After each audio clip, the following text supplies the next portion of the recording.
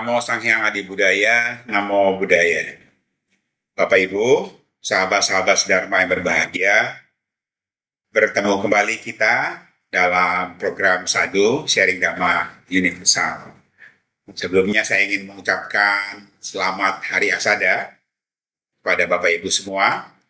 Selamat memperingati dan juga sekaligus merayakan Hari Asada. Kenapa Hari Asada ini sangat penting bagi kita, bagi umat Buddha? Karena momen Asada ini momen yang luar biasa, ya. Selain tentunya kita mengenal Asada ini adalah hari perputaran roda Dharma, di mana Buddha pertama kali memutarkan roda Dharma itu, yang dikenal dengan Dhammacakkappavattana Sutta itu, ya. Sutra perputaran roda Dharma yang pertama kalinya Buddha lakukan kepada 5 orang pertama. Saya tidak akan membahas mengenai isi dari Dhammacakkappavattana Sutta yang pastinya Bapak Ibu semua sudah sangat familiar dengan itu, ya. Saya ingin menekankan satu hal yang menurut saya sangat penting, ya. Kalau kita baca atau kita tonton riwayatnya, ada jeda waktu antara Waisak dengan Asada itu kurang lebih 2 bulan, seperti itu ya Bapak Ibu, ya. Selama 7 minggu pertama, 7 kali 7 hari, Buddha itu kan berdiam di hutan Gaya atau Bodh Gaya yang kita kenal sekarang ini selama 7 minggu. Kemudian Buddha 1 minggunya berjalan kaki dari Bodh Gaya menuju Isipatana, ya, atau yang sekarang lebih dikenal dengan Sarnath, seperti itu, ya. Taman Rusa Isipatana, seperti yang kita baca-baca di buku-buku, ya. Beliau berjalan kaki dari satu tempat di hutan Gaya, Bodh Gaya, ke Sarnath Isipatana, yang menempuh waktu kurang lebih 7 hari, seperti itu, ya. Karena kalau kita lihat dari peta sendiri, saya pernah iseng-iseng googling seperti itu, ya, di mapnya, di petanya itu, kalau perjalanan kaki di zaman sekarang dengan jalan yang mulus gitu, ya, dari posisi titik Bodh Gaya itu ke Sarnath itu memerlukan waktu kurang lebih 53 jam, seperti itu, ya. Berarti lebih dari 2 hari. Ya, lebih dari 2 hari berjalan kaki di jalan aspal, seperti itu. Apalagi kalau di zaman Buddha, ya, di mana semuanya masih hutan belantara. Ya. Tapi bukan itu yang ingin saya sampaikan. Yang ingin saya tekankan adalah keteladanan seorang Buddha. Bayangkan seorang Buddha maha sempurna, manusia yang sudah mencapai kesempurnaannya dengan semua keistimewaan dan keagungannya, beliau berjalan dari satu tempat ke tempat yang lain, dari Bodh Gaya ke Isipatana, berjalan kaki untuk apa?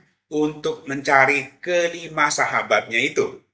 Ya, kelima sahabatnya waktu bersama-sama berlatih diri, dan kemudian karena tidak sevisi, kemudian tidak cocok lagi cara pandangnya seperti itu, akhirnya mereka berlima kan meninggalkan Buddha, karena Buddha tidak lagi terikat dengan ekstrim. Beliau mengambil jalan tengah dan beliau tekun di jalan tengah itu sampai mencapai kebuddhaan. Akhirnya beliau datang. Nah, ini adalah bentuk wujud kerendahan hati yang luar biasa loh, ya, dari seorang Buddha. Bayangkan Bapak Ibu, seorang Buddha, guru para dewa dan manusia yang kita kenal sekarang ini, berjalan kaki. Bukan menunggu untuk murid-muridnya datang, tapi beliau yang datang menghampiri. Ya, ini teladan yang luar biasa yang perlu kita pelajari. Bahwa kita selaku pandita sekalipun, ya, orang-orang yang mungkin dalam tanda kutip Anda memiliki kepintaran tertentu, belajarlah dari Buddha, belajarlah untuk rendah hati. Ya, bahwa kita datang memberikan ilmu kita, pengetahuan kita kepada orang yang membutuhkan. Bukan kita minta itu, kita menunggu, kita minta dihormati, kita minta dihargai baru kita mau melakukannya. Tidak seperti itu, ya. Kemudian Buddha datang ke Isipatana, Sarnath itu, dan kemudian bertemu dengan kelima sahabatnya itu. Awalnya kan kelima sahabatnya itu tidak mau menerima Buddha. Tapi dengan keagungan tentunya, cahaya keagungan Buddha, beliau lambat laun akhirnya datang juga menemui Buddha, dan Buddha kemudian mengajarkan Dharma itu yang kita kenal dengan khotbah perputaran roda Dharma. Bapak Ibu, Dharma kemudian dibabarkan, dan setelah itu kelima sahabat Buddha ini, sahabat Siddhartha ini kemudian bersama-sama menjadi anggota Sangha, menjadi muridnya Buddha, dan membentuk Sangha, membentuk komunitas para Arya. Buddha, Dharma, Sangha terbentuk komplit lengkap di hari Asada. Jadi Bapak Ibu, sahabat-sahabat sedharma yang berbahagia, Asada itu bukan hanya memperingati perputaran roda Dharma, tetapi Asada itu juga memperingati, kalau kita mau bilang, ulang tahunnya atau hari lahirnya Triratna itu sendiri ya. Buddha, Dharma, dan Sangha menjadi terbentuk.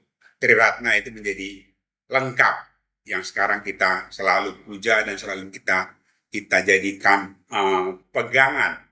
Setiap umat Buddha berlindung kepada Buddha, Dharma, dan Sangha.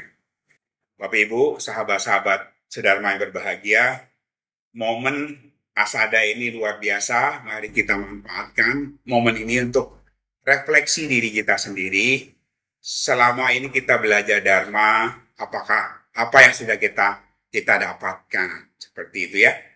Apa yang kita capai? Jangan kita belajar Dharma dari tahun ke tahun, tapi tidak ada perubahan di dalam batin kita.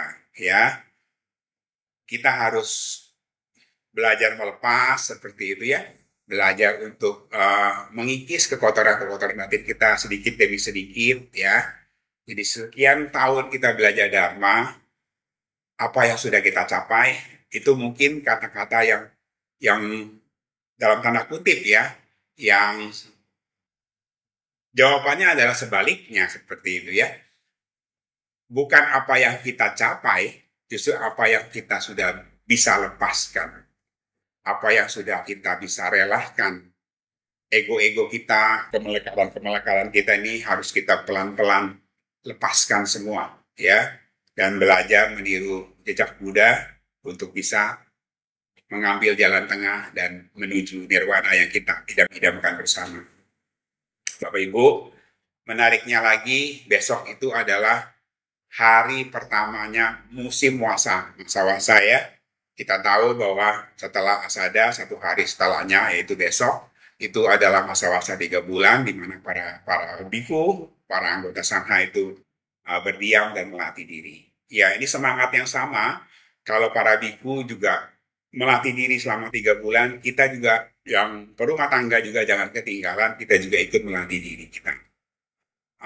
Menariknya saya pernah berkata bahwa di podcast-podcast yang dulu ya, di siaran satu yang dulu, saya pernah mengatakan bahwa Katina itu apakah masih sesuai, karena puasa itu kan harusnya di musim hujan gitu ya. Nah menariknya di bulan ini ternyata Indonesia masih hujan.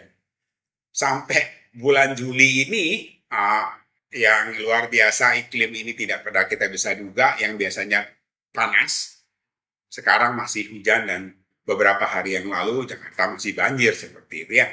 Jadi mungkin momen Asada ini, kembali lagi saya ingin sampaikan kepada Bapak Ibu teman-teman semua bahwa Asada ini adalah momen untuk refleksi diri ya.